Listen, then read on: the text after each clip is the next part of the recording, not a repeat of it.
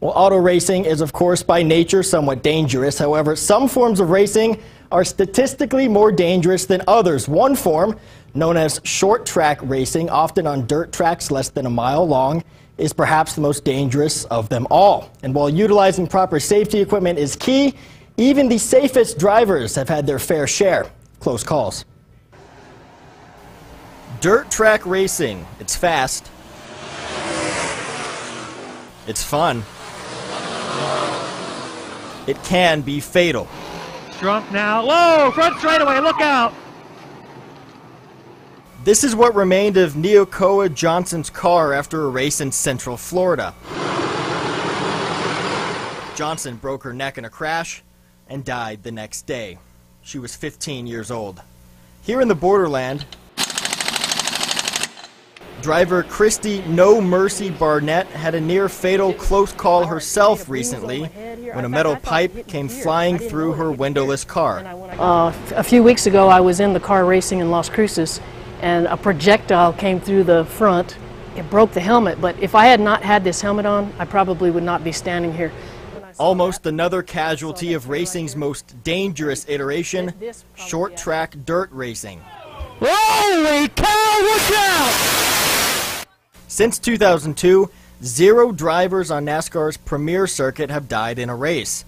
In that same span, 141 drivers have died on shorter dirt tracks, according to the New York Times. There's also no national governing safety body for short-track racing. Well, I mean, look at NASCAR. They spend millions and millions of dollars on safety. Little dirt tracks ain't going to be able to do that, but we go as far as we possibly can.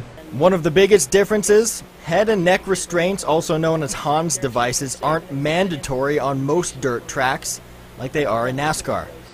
This is the head and neck restraint. It's extremely simple. You just put it around your neck, and then these little tethers you hook up to these places on the helmet. Christy, though, says she always wears one. I don't go in the car without my head and neck restraints, period. And the general manager of 2 local tracks says he always goes above and beyond when it comes to safety. Well, one of the biggest things that I try to strive on is safety for not only my drivers but my fans. You know, being a guy that's traveled all over the country, going to different dirt tracks, there's some that are better and some that could get some upgrades. But as safe as drivers like Christy are, I spend more money on safety equipment than I do on the car. they can still be vulnerable.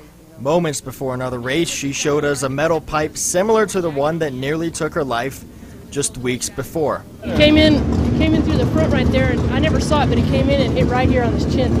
And yet a few weeks later, you're coming back out onto the track.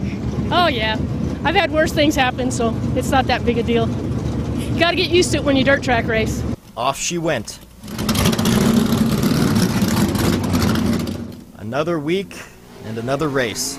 Been that way for almost 40 years, though.